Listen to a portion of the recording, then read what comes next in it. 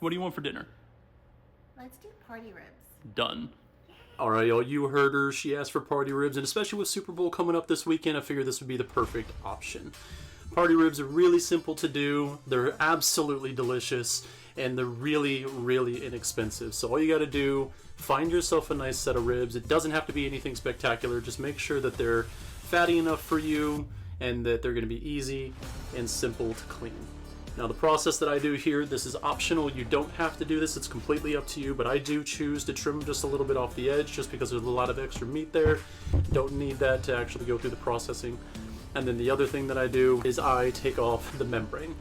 There's a lot of people that leave this on. If that's something that you want to do, go for it. Especially when you're doing this style of ribs, the membrane really isn't going to be that big of an issue.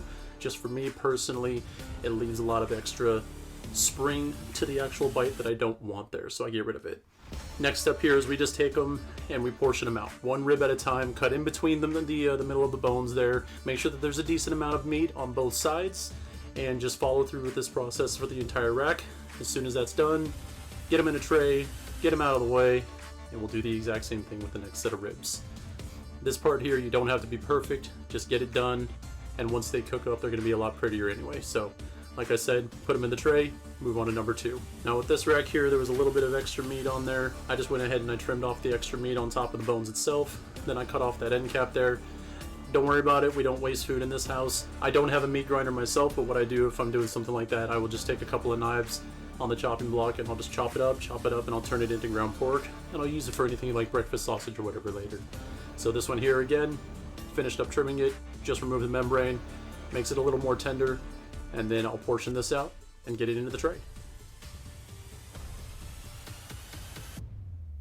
Again, real simple process here, nothing special. It doesn't have to be pretty, it doesn't have to be set in there any certain kind of way. Just get it done, and the next step here is we're gonna get cleaned up, move everything out of the way, and we're gonna prep them. All right, now we're gonna use a binder, all right? This is kind of an important step. Yep. All right, well, everybody knows we get messy when we're cleaning. Keep the happy wife, happy life thing going, so we clean up as we go, right? So we apply that binder. In this case, it's Worcester sauce. It's going to be really thin. You don't need a huge binder on this. Just get it on there. In this case here, we're using a little Holy Gospel rub, just because it smelled wonderful. It's going to do really well for this kind of a cook here. And when you're seasoning these, because they are party rubs, go heavy-handed. Be severely liberal with your seasoning. The reason for it is because that's just going to cook into the meat. It's going to make it really delicious, and this is the advantage to party ribs. You'll see that I'm slowly turning them, and you're going to see that the unexposed meat is still there. Guess what? We're going to do that. We're going to flip everything, and we're going to season all sides. That's the advantage of this style.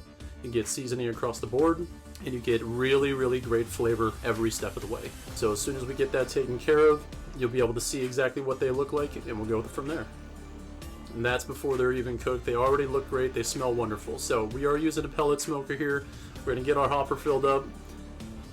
This one we're using applewood pellets. It adds a really nice depth to the actual flavor of the smoke.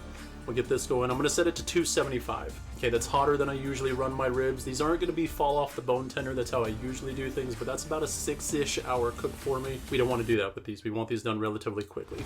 That white smoke there, that's the Traeger prepping. You want to make sure that that's actually done prepping. That white smoke needs to be out of the way. That's dirty. You don't want that kind of smoke on your food. All right, once it's all prepped, you're going to take these ribs out. You're going to get them on the actual smoker, and you're going to make sure that they're laid down nice and flat. Keep a little bit of space in between each rib. This is going to allow that smoke to go through and penetrate each rib. Make sure that it's getting great flavor all the way around. About halfway through here, you're going to reach in and you're going to start flipping them. Don't be like me. Okay, if you can see here, you're going to see little black marks on my hand. I decided to burn myself on that upper rack no less than 6 times during this process just because I'm not careful. And yeah, it's a pain in the neck if you do that. So get them flipped over. Make sure, again, you're retaining that space in between those ribs, and then let them go for a while longer. That first section here, when we're cooking them like this took me about an hour and a half to do before I finally pulled them off this first time. So we're about an hour and a half, maybe an hour and 40 minutes at 275. Don't be afraid of using a probe. I go by temperature and feel. So these ones all here were nice and tender already. Everything was sitting between 175 and 180-ish in temperature. And that's when I knew I could go ahead and pull them off. Now, we put them back in a different baking pan. And what we're going to go ahead and do is add the extra stuff that we want for the flavor profile. So in this case here, I'm adding a whole stick of butter, spread around the entire ribs. And then on top of that butter, we're gonna put barbecue sauce. In this case here, I'm just using simple stuff. I've got Stubbs BBQ across the board. It's Stubbs Original and Stubbs Sweet Barbecue. So you're gonna coat them in that.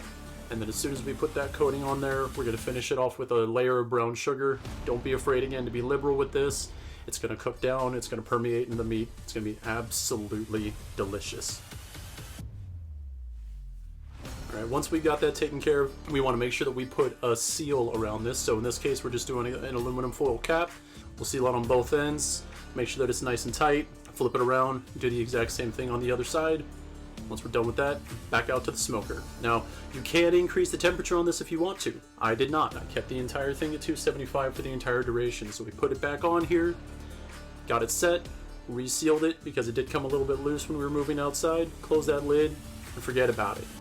All right, here I set a timer for about 45 minutes. Came back out just after that timer went off and pulled them off. I already knew they were done at this point. There's no denying it. Get them inside, get them sat down, and now we get to take a look here, okay?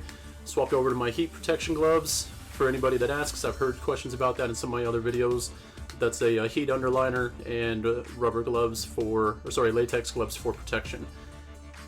And we take off that lid and we take a look at that. They already look amazing. I wish smell-o-vision was a thing because then you guys could take a look and smell at the same time. They smell fantastic. Something I always do is I mix them up just a little bit. And now we'll go ahead and get them set out so that people can start eating them. So I'll put them back on this cutting board here that I have. Just lay them out, and then you see all that juice inside that tray there. Not a waste at all. We'll take it, and we are absolutely just going to spread that across those ribs. Make sure all that extra flavor, which is all that is, it's butter and barbecue sauce and brown sugar. We're just going to make sure that flavor gets sat down and absorbed into those ribs even further. These were delicious. They had a nice bite through to them. Again, like I said, these are not fall off the bone.